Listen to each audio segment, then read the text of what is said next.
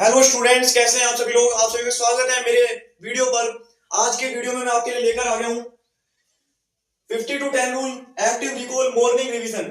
भाई जिसने अभी तक कुछ भी नहीं पढ़ा है, एग्जाम की तैयारी नहीं करी है, उसी के लिए आज मैं ये तीनों स्टेप्स लेकर आया हूं। अगर तुमने ये फॉलो कर लिया ना, तुम्हारा भाई गेम चेंजर फॉर्मूला पक्का हो जाएगा।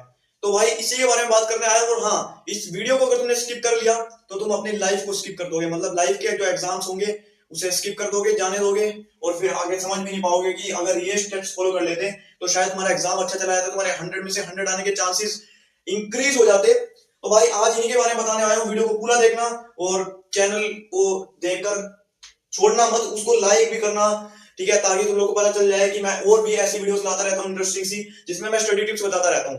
तो आज मैं आप लोगों को बताने आया हूँ सिर्फ 3 बेसिक सी चीजें जिससे आप अपना गेम चेंजर फॉर्मूला बना सकते हो। देखो भाई, स्टडी टिप्स में पहले तो बस ये कहना चाहूंगा कि आप लोग जो भी पढ़ रहे हो, आपके जितने भी एग्जाम्स हो गए उनके लिए मैंने आपको ऑल द बेस्ट कह दिया था। आई होप आपके जो भी एग्जाम्स हो वो अच्छे गए हो। ये मैं सारी क्लासेस की बात कर रहा हूँ, मैं क्लास 10th बोर्ड्स की बात नहीं कर रहा, मैं क्लास 9th की बात नहीं कर रहा, मैं क्लास 8th की बात नहीं कर रहा।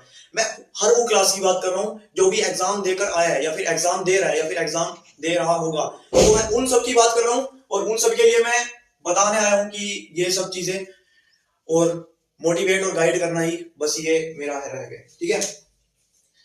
तो देखते हैं भाई। और आज जो है क्लास 8th 9th 10th वाले बच्चे कुछ सीख के जाएंगे तो अच्छा लगेगा। तो चलो भाई स्टार्ट करते हैं वीडियो को। तो सबसे पहले बताने वाला हूं फर्स्ट सेकंड थर्ड में 50 to 10 rule active recall morning revision. 50 to 10 rule के बारे में बात करते हैं। भाई 50 टू 10 रूल का मतलब क्या होता है? 50 मिनट आप पढ़ लिए, ठीक है। आप मान लो आपका पढ़ने का एक दिन मन कर गया, लेकिन ज्यादा ही मन नहीं कर रहा, आप ऐसे ही पढ़ लिए, तो 50 मिनट पढ़े। फिर आपने 10 मिनट का ब्रेक लिया। 10 मिनट कुछ भी कर सकते हो, आप घूम फिर सकते हो, चल सकते हो, पानी पी सकते हो, कुछ भी कर सकते हो, वो सब चीजें आप कर सकते हो। और वो सब चीजें करने के बाद आप 1 घंटा जब हो जाए तो दोबारा पढ़ने बैठ जाओ। 1 घंटा 50 मिनट हो जाए फिर ब्रेक लो, और ब्रेक लेने के बाद फिर पढ़ने बैठ जाओ। और ऐसे करते करते आप करोगे तो वो ठीक रहेगा। और अगर मान लो आप लोग 3 घंटे पढ़ रहे हो, तो भाई वो 3 घंटे में से 1 घंटा इफेक्टिव रहेगा सिर्फ। उसके बाद आपके वो घंटे जो है वो आप ढंग से पढ़ नहीं पाओगे उसमें। क्योंकि आप क्या करोगे, आप 50 मिनट पढ़ोगे, 10 मिनट का ब्रेक नहीं लोगे। ब्रेक नहीं लोगे तो आपका माइंड वो उन चीजों को रिस्टोर नहीं कर पाएगा, समझ नहीं पाएगा, तो आपका ब्रेन कंफ्यूज हो जाएगा, और वो रिलैक्स भी नहीं कर पाएगा अपने आप को, तो थक जाएगा, हार जाएगा। इसलिए आप लोगों को क्या करना है, इस 50 टू 10 रूल को अपनाना है। 50 टू 10 रूल अपनाओगे तो बहुत ही बढ़िया रहेगा। टॉपर भी यही रूल फॉलो करता है, और सारे जितने भी बड़े एजुकेटर्स हैं वो भी यही बताते हैं कि 50 टू 10 रूल बहुत यूजफुल माना जाता है, और ये साइंटिफिकली प्रूवन भी है। अब सेकंड, एक्टिव रिकॉल क्या होता है? एक्टिव रिकॉल के बारे में बात करते हैं। भाई एक्टिव रिकॉल का मतलब होता है आप जो भी चीज पढ़ रहे हो उसको एक बार रिकॉल करके देखो। कैसे?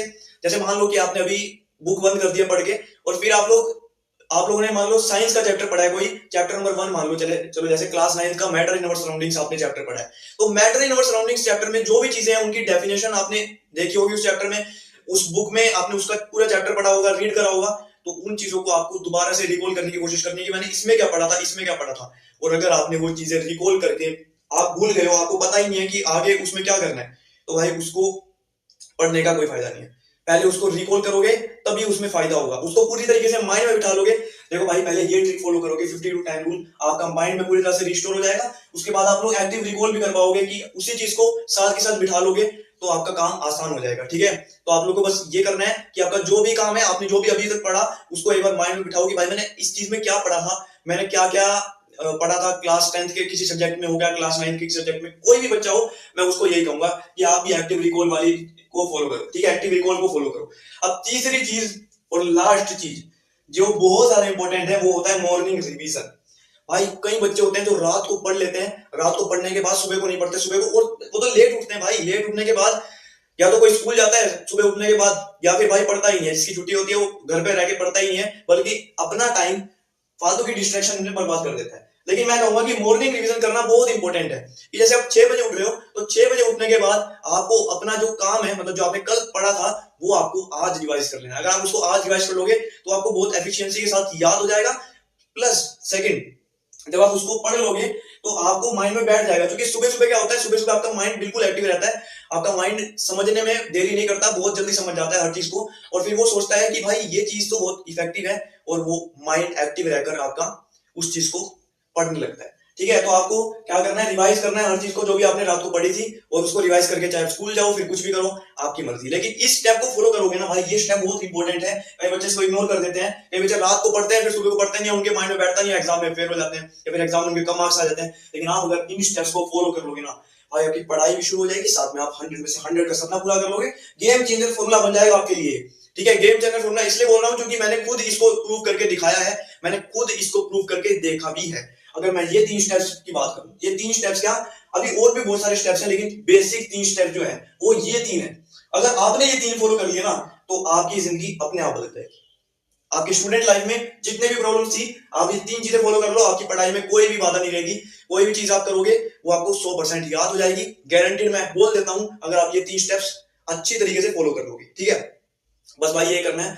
और ये करने के बाद अपने एग्जाम हॉल में जाओ और माइंड रिफ्रेश करके सारी चीजें लिख डालो, और एंड मोमेंट तक लिखते डालो, जितना लिख सकते हो उतना लिखते डालो। पेज भर जाए, शीट भर जाए, किसी ने कुछ कह दिया कोई मतलब नहीं है, आपको बस लिखना है। एंड टाइम तक लिखो। अगर आपको नहीं आ रहा तो भाई वो चीज याद करो कि आप बाद में भूल जाते हो, और भूलने के बाद जो मैंने आपको वो 3 चीजें बताई थी, ये जो मैंने आपको 3 चीजें बताई थी, ये आपको याद आई होप आपको वो 3 चीजें याद आ गई हो। एग्जाम हॉल में आपने अपने सपना पूरा करने की कोशिश में सोच लगा रखी हो, और उसके बाद आप फिर से पढ़ने बैठ जाएं, फिर से एग्जाम हॉल में लिखने लग जाएं। अगर आप कुछ भूल भी गए हो तो कुछ भी लिख कर आ जाओ भाई, कुछ भी लिख कर आ जाओ, पर वो थोड़ा एफिशिएंसी के साथ लिखोगे तो और भी अच्छा रहेगा।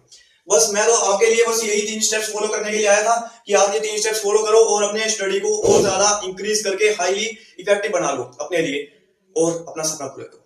Good luck, best of luck, bye bye.